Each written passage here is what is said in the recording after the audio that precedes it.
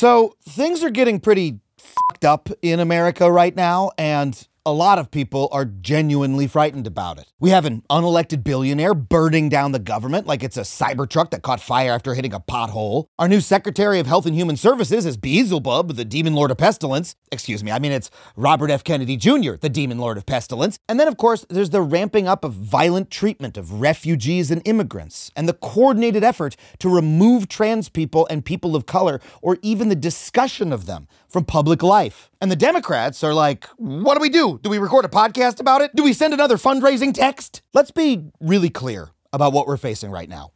Our government has been taken over by an anti-science, anti-democratic, overtly racist, authoritarian movement led by the richest and most powerful people in the world, and no one is doing shit about it. I mean, how does that make you feel?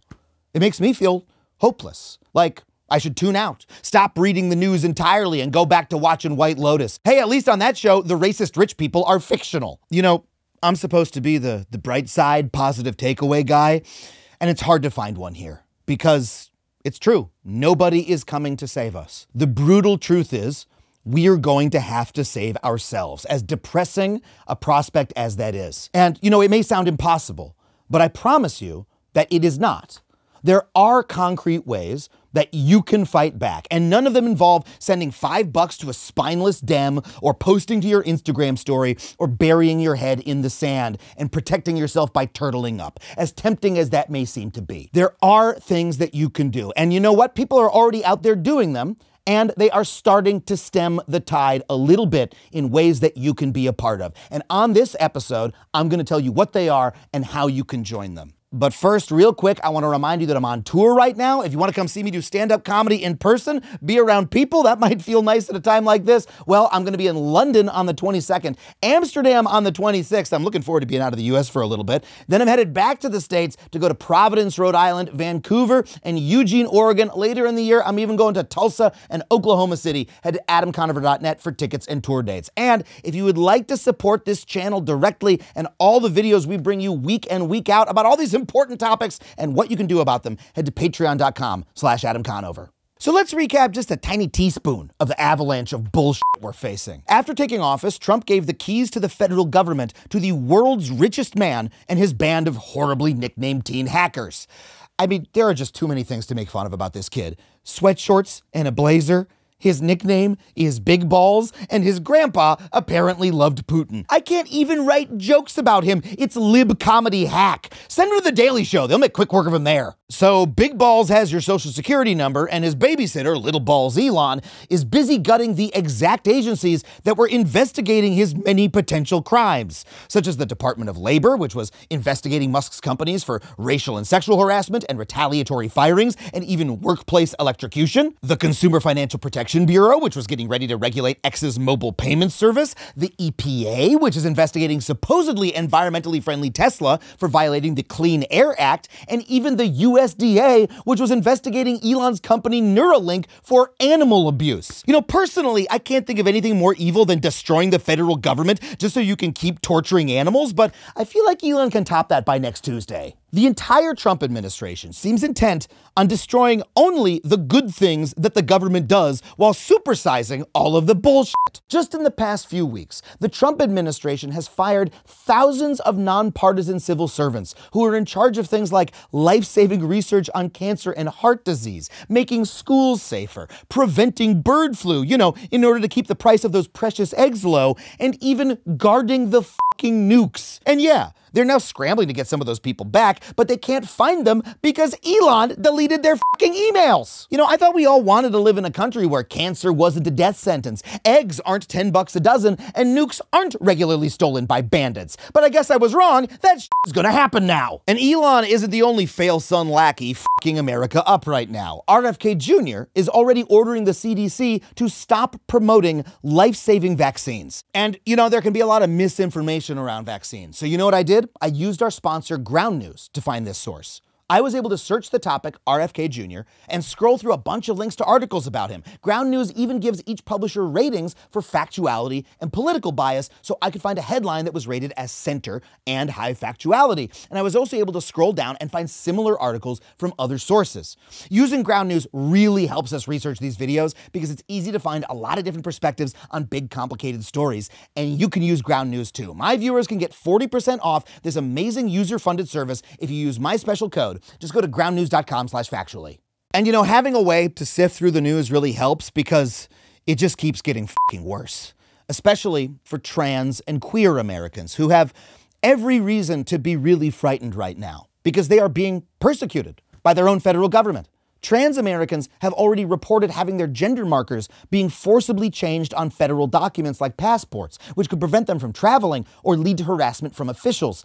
And schools are being investigated by Trump's Department of Education for the sin of having an all-gender restroom. Did you let a non-binary kid pee? You're going to jail in Trump's America. And Trump doesn't just hate pronouns. He's banning the whole damn dictionary. Researchers at the National Science Foundation have been told by their government that they could lose funding and their jobs if they use words like black, equality, historically, political, and even women. Which isn't surprising because it's clear that none of these guys have studied any women lately. I mean, okay, that's an easy joke, but I don't really know what else to do but laugh at a time like this. The Trump administration is literally spending their time stripping scientific data and entire government websites off the internet because they have the word gender in them. The Park Service site for the Stonewall National Monument was literally forced to remove the T from the acronym LGBT. First of all, who the hell ever heard of an LGB flag? And second, don't they realize that by reducing the T, they actually made the page trans? That's gender-affirming code. And yes, I did ask my trans friend Sammy if that joke made sense, and they said, sort of. So the Trump administration is banning words and trying to erase people who they don't like from existence. That's not just fascist, it's Orwellian in the purest sense. So who is coming to save us from this new dystopia? Well, definitely not the Democrats. House Minority Leader Hakeem Jeffries made that very clear. I'm trying to figure out what leverage we actually have.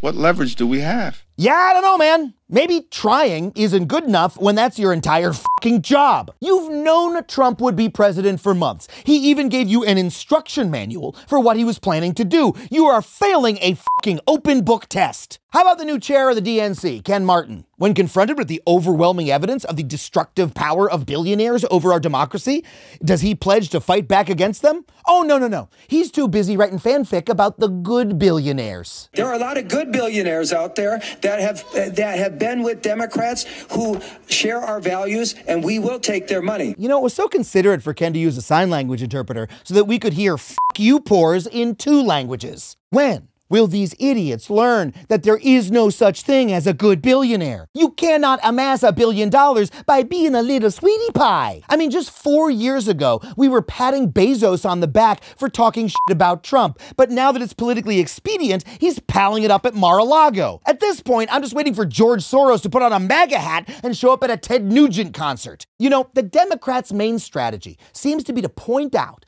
over and over again that what Trump is doing is unconstitutional. But hey, newsflash, fuckos, that doesn't matter if nobody is enforcing the Constitution. The Constitution is not a set of magical laws that automatically bind our actions. It's just a goddamn piece of paper written by a bunch of dead dudes in wigs who naively thought that Congress would stop an out-of-control president to protect their own power. But you know what? They didn't anticipate that Congress would be so excited to be cucked. I've been asked so many times, aren't you uncomfortable with this? No, I'm not. Let me translate. That's Republican speak for, yes, Daddy, please f me harder. And that leaves, of course, our last resort, the courts. But I wouldn't count on them saving us either, because even if the right-wing justices Trump jammed through somehow grow a spine and stand up for the Constitution, they have no way to enforce their rulings because the law enforcement officers are, guess what, controlled by Trump.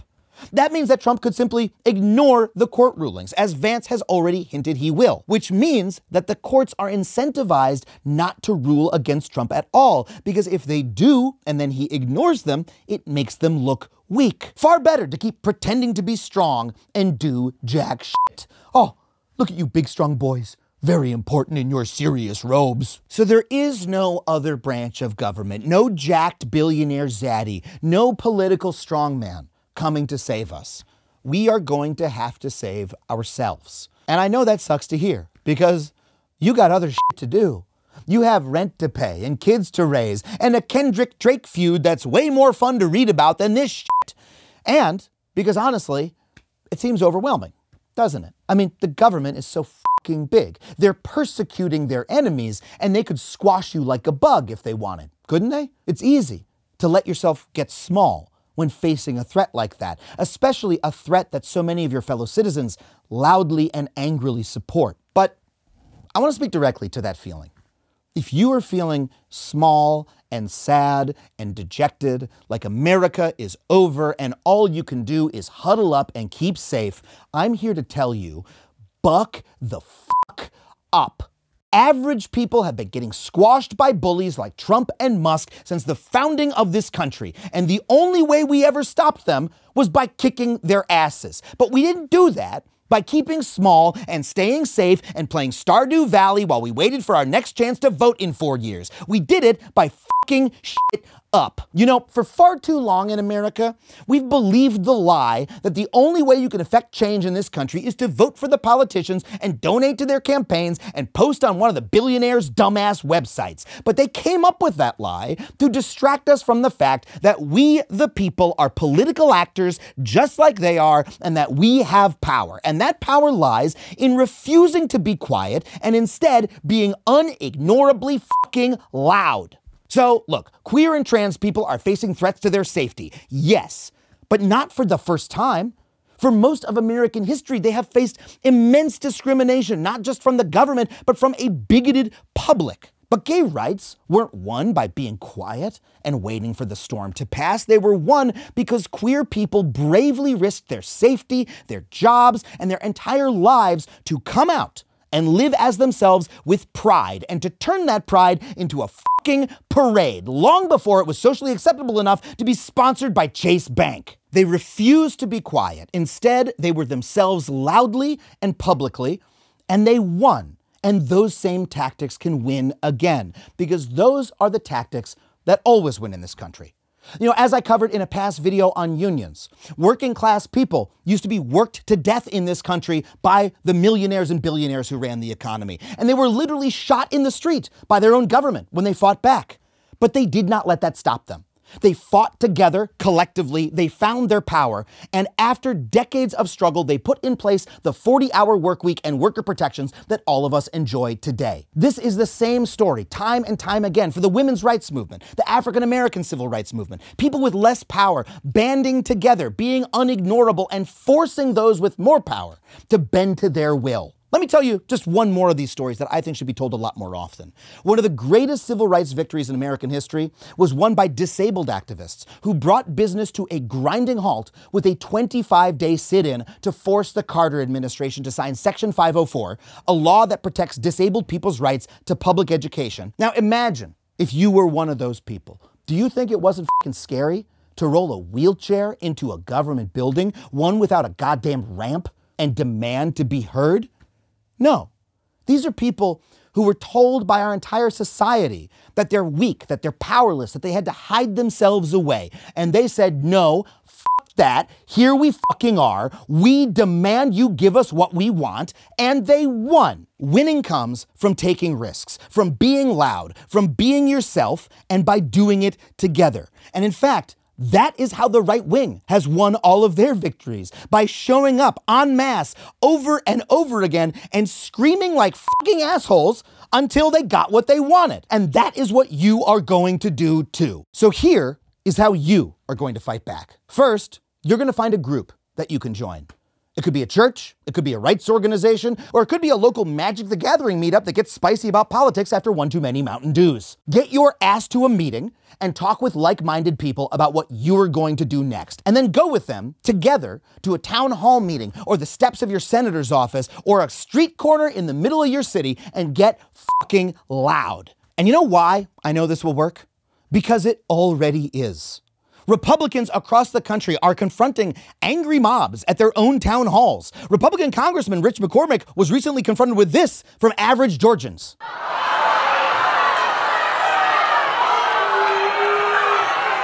Here in Los Angeles, Trump's Department of Transportation Secretary and former road rules contestant Sean Duffy hoped to triumphantly announce how he was killing high-speed rail, but instead, the good citizens of LA gave him this.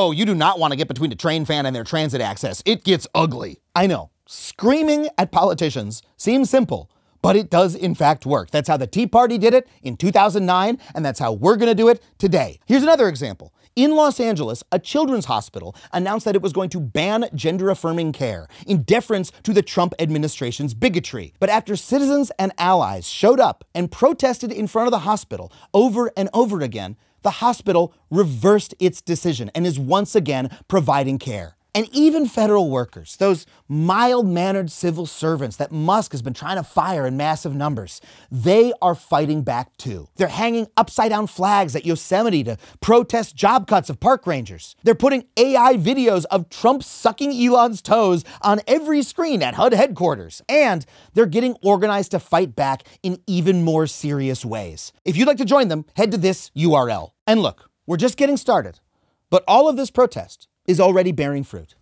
Trump's poll numbers are going down. Elon's are in the fucking toilet. These two billionaires are never going to look more powerful than they have for the last month. But the power has always been with the people. And that is why they are doing everything they can to scare the shit out of you. Because they depend on you being afraid, isolated, compliant, and quiet. But you're not going to be. We're not going to be. We're going to raise our voices, we're going to raise each other up, and we are going to fuck some shit up. Because that is the only way that average Americans have ever won any victory in this country. And in fact, it's the American fucking way.